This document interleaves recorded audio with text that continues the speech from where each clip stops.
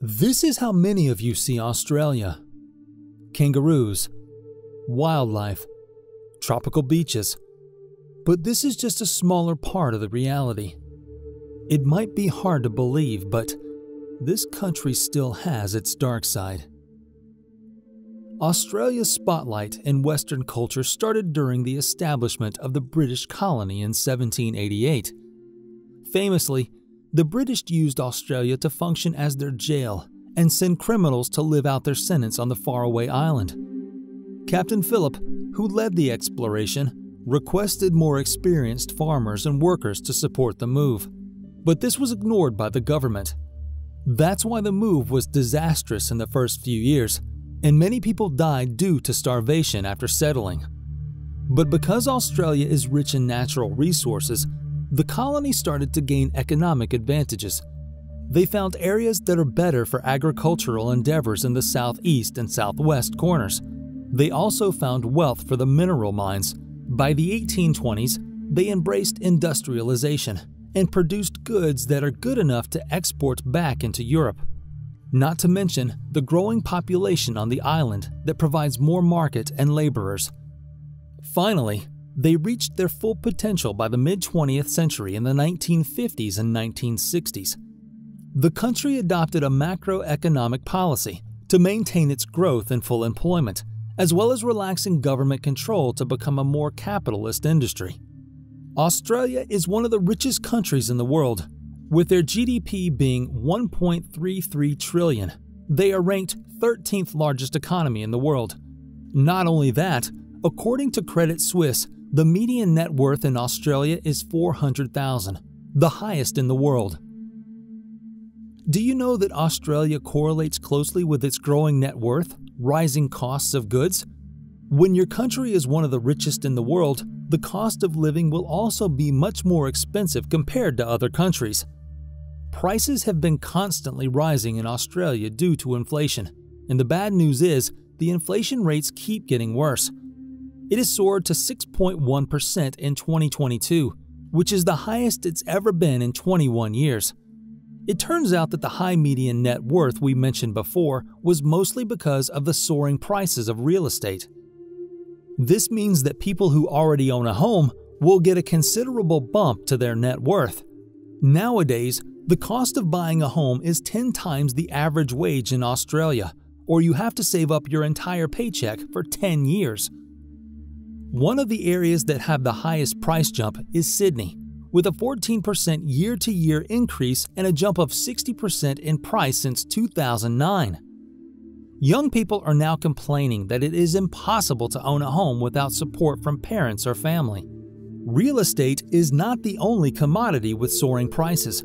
The same also goes for groceries, petrol, coffee, and travel. For example, several years ago you could buy a cup of coffee for only $4, but now the price has gone up to $7 a cup, which is a 75% increase. According to sources, real wages are lower today than it was a decade ago. It turns out that inflation outpaced wage growth by 3.5%, and the purchasing power of people will slip by 2% from the year before. If this keeps happening, people are going to be paying more out of their pocket and won't be able to save for their future.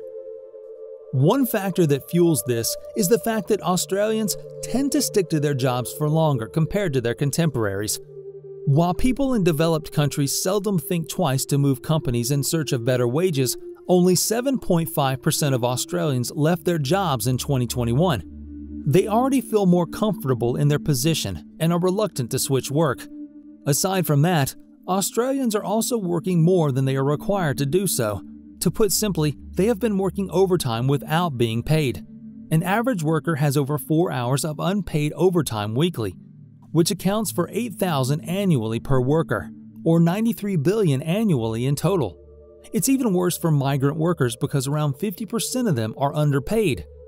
If only the people are paid accordingly, the cost of living crisis could be solved. The government has promised plenty of solutions to the people, such as giving more power to the union and cracking down on industries to prioritize wages rather than profit.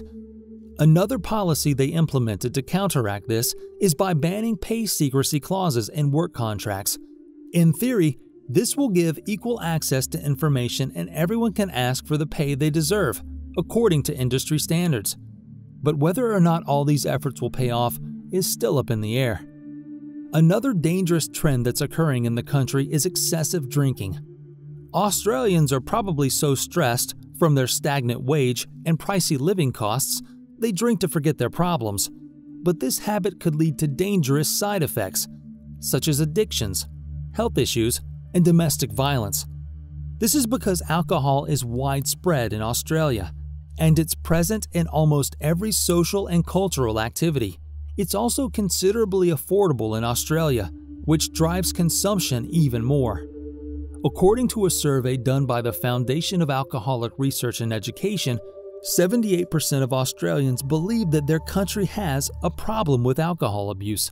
Around 44% of people drink alcohol to get drunk, and around 35% have been affected by alcohol-related violence. 3 in 4 people of adult age in Australia drink alcohol, and it's the principal drug of concern in Australia, which means, compared to other vices, alcohol has the most impact at 37% of treatment episodes. There was also an increasing trend in alcohol-related deaths in Australia, from 1,452 deaths in 2020 to 1,559 deaths in 2021. But that's just deaths that are directly related to alcohol. When you count in deaths that are moderately linked to alcohol, i.e., deaths by diseases caused by alcohol addiction, the count climbs to 5,000 annually. Alcohol abuse costs the Australian government up to $36 billion annually, but it still has not been dealt with properly. To manage the issue, the government has a national alcohol strategy to reduce the harm from alcohol. These efforts include managing the prices, availability, and promotion, improving safety in community, and promoting a healthier lifestyle. The policy has been implemented since 2019, but the effect is still up for debate. Because as we can see from the statistics mentioned, it is yet to pay off. Taxes on booze are still very lenient, which makes the prices low and enticing to people. When we hear about Australia, we think about its beautiful nature. But another fact that's synonymous with Australia is its bushfires. Almost every year, we hear about a devastating disaster. The fires are a regular fixture in Australian summers, thanks to the high temperature and dry lands. But lately, it's been increasing in impact. Just in 2020 alone, the fire decimated 18 million hectares of land. It has also begun earlier than expected and is affecting major populations due to the unhealthy level of smoke. In 2020, Canberra had the worst air quality compared to other major cities in the world. In the same year, at least 26 people are dead, 5,900 buildings were destroyed, and millions of animals were killed. The animals' future lives are also affected. They can face extinction because of displacement and having no place to live. One of the major factors to come into play is climate change and careless development. The aridest continent in the world has become even drier, and rainfall even fell 11% when compared to before the year 2000. The inconsistencies in weather also produced hail and mind-boggling storms. The summer months were recorded as one of the hottest in decades.